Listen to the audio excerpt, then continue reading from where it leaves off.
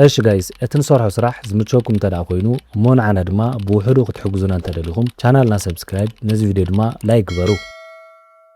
جزيو قوصاصرا فرنجي 24 نحاسه 2011 نبره اب جزات فلوريدا امريكا زركب بيت فردي تشارلز دارنلن جاران هيرن زتبالو سب حدر اب قدمي يغميتو ናይ 12 ዓመት ጽኑዕ ማሰርቲ ክፍረደሎም ተራዩ እትውሳነ ኣብቲ ግዜት ንመላ ዓለም ዘገርም ነበረ እቲ ነገር ከምዚዩ ብ2009 እዞም ንእንስሳታት ፍሉይ ፍቅሪ ዝነበሮ ሰም ሓዳር ጂፕሲ ዝተባሃለ 12 ጫማ ዝንሓቱ ናይ በርማ ገበል ኣብ ቤቶም ይዕብዩ ነበሩ ጂፕሲ ንስድራ ቤቶም ከም ተራ ናይ ገዛ እንስሳት ጥራይ ዘይኮነትስ ከም ኣባል ስድራ ቤት እያ ነይራ ወትሩ ምስቲ ስድራ ቤት ብሰላምን ብልማድን ትነብር ስለ ዝነበረት ከም ድላያ ክትጻወት ቅጣቱን ብነጻነት ክትዘዋወር ይፍቀደላ ነበረ ይኹን እምበር ብሓደ ሓምለ 2009 ምሸት ነገራት ኩሎም ብቅጽበት ተላዊጦም አንፎቶም ቀየሩ ቻርልስ ፍርቅለይቲ ካብ ድቃሱ ክበራበር ከሎ ጂፕሲ ካብቲ ዝነበረትሉ ሳንዱቅ ወጽያ ኣብ ውሽጢ ገዛ ክትዛወር ረኸባ ቡን ሒዙ ናብ ሳንዱቅ እንኳን ተመለሳ እተብቲ ናይ ሳንዱቅ ቀጽሪ ሸቦ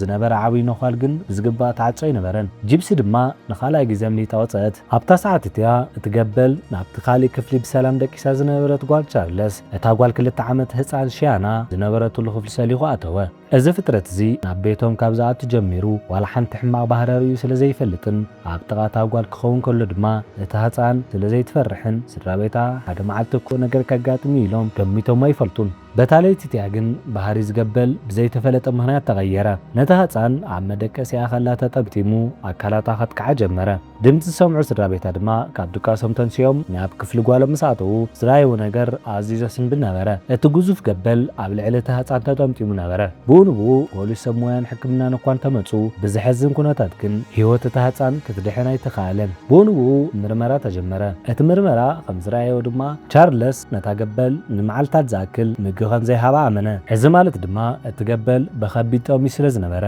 ናብ ክፍሊ እታ ህፃን ብምኻድ መጥቃዕቲ ከም ዝፈጸመ ተፈለጠ ቤት ፍርዲ ድማ ነቶም ሰብ ሓዳር በከቢድ ናይ ሸለልትነት ገበነኛታት ብምባል ናይ 12 ዓመት ማእሰርቲ ይፈረደሎም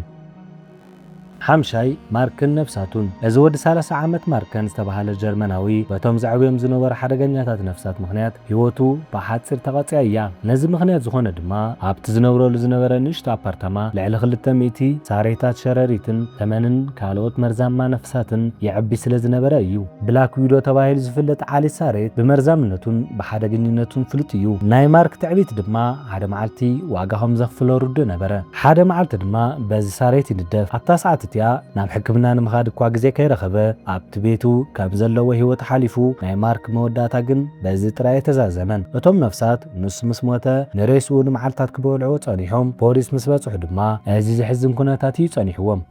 ራብዓይ እቲ ዝሕዝን ናይ ዳን ብራንዶ መወዳእታ እዚ ድማ ብኣቆጻጽራ ፈረንጂ ኣብ 2017 ኣብ ዓዲ እንግሊዝ ሃምፕሻየር ዘጋጠመ ፍጻመ እዩ ዳን ብራንዶ ንገረብ እንስሳታት ፍሉይ ፍጥረት ዝኾኑ እንስሳታትን ዓብይ ፍቅሪ ነበሮ ኣብ ቤቱ ድማ ታይኒ ዝተባሃለ ግዙፍ ናይ ኣፍሪካ ገበል ይዕቢ ነበረ ዳን ነቲ ገበል ካብ ዘለዎ ፍቅሪ ዝተላዕለ ኣብ ጎረሩን መንከቡን ክጥምጠም ይፈቅደሉ ነበረ እዚ ተግባር እዚ ንዳን ታራን ዝለመደን እኳ እንተነበረ ሓደ መዓልቲ ግን ዳን ኣብ ቤቱ ሞይቱ ተረኸበ ፖሊስ ብኡንብኡ ምርመራ ምፅራይን ጀመሩ እቲ ምርመራ ከም ዘረአዮ ድማ ዳን ብሰንኪ ሕፅረት ኣየር እዩ ሞይቱ እዚ 8 ጫማ ነውሓት ዘለዎን 15 ኪሎ ዝምዘን ገበል ኣብ ጎረሩ ዳን ተጠምጢሙ ብዝፈጠሮ ከቢድ ፀቕጢ ምክንያት ዳን ክትንፍስ ኣይከኣለን ሂወቱ ሓለፈ ምናልባት እቲ ገበል ንዳን ክቆትሎ ደልዩ ዘይኮነስ ከም ፀወታ ወይ ድማ ብተፈጥራዊ ናይ ምጥምጣም ባህሪው ዝገብሮ ክኸውን ከም ዝኽእል እኳ እንተተገመተ እቲ ዳን ኣብ ልዕሊ እቲ እንስሳ ዝነብሮ ካብ መጠን ንላዕሊ ምትእምማን ግን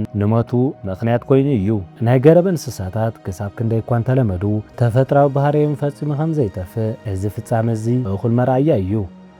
ሳልሳይ ቻርላ ናሻን ትራቪስን እዛ ሰበይቲ እዚኣ ቻርላ ናሻ ትበሃል ንትራቪስ ተባሃለ ቺምፓንዚ ካብ ንእስነቱ ጀሚሩ ያብያቶ ለክዕ ከም ወዳ እያ ትሪኦ ነይራ ትራቪስ ድማ ኣዝዩ ዝለመደ ቺምፓንዚ ካብ ምዃኑ ዝተላዕለ ቲቪ ዝርእን መኪና ብመፍትሒ ዝኸፍትን ከምኡውን መብራህቲ የመንን የጥፍእን ነበረ ብኣቆጻጽራ ፈረንጂ ብ16 የካቲት 2009 ግን እዚ ኩሉ ሰላማዊ ርክብን ምልምማድን ብሃንደበት ተቐየረ ቻርላ ንዓርካ ሳንድራ ክትበፅሕ ናብ ቤታ ኣብ ዝኸደትሉ እዋን ትራቪስ ብዘይተፈለጠ ምክንያት ባህሪኡ ተቀየረ። ብከቢድ ተቆጢዑ ኣብ ልዕሊ ቻርላ ሃንደበታዊ መጥቃዕቲ ፈጸመ። ሳንድራ ንዓርካ ክተድሕን እኳ እንተፈተነት ክትክእሎ ስለዘይከኣለት ናብ ፖሊስ ደዊላ በእጃኹም ፍጠኑ ንዓርከይ የጥቃዓሎ ክትብል ብንብዓት ተማህለለት። ፖሊስ ምስ በጽሑ ትራቪስ ንዓኣቶም እውን ከጥቃዕ ብዝፈተነሉ እዋን ብጥይት ተወቂዑ ተቐተለ። ቻርላ ካብቲ መጥቃዕቲ እኳ እንተተረፈት ገጻን ኢዳን ግን ብከቢድ ተባላሹ ነበረ። ብዘሕዝን ኩነታት ድማ ከቢድ ናይ ሰብነት ለውጢ ኣጋጢምዎ ኣሎ።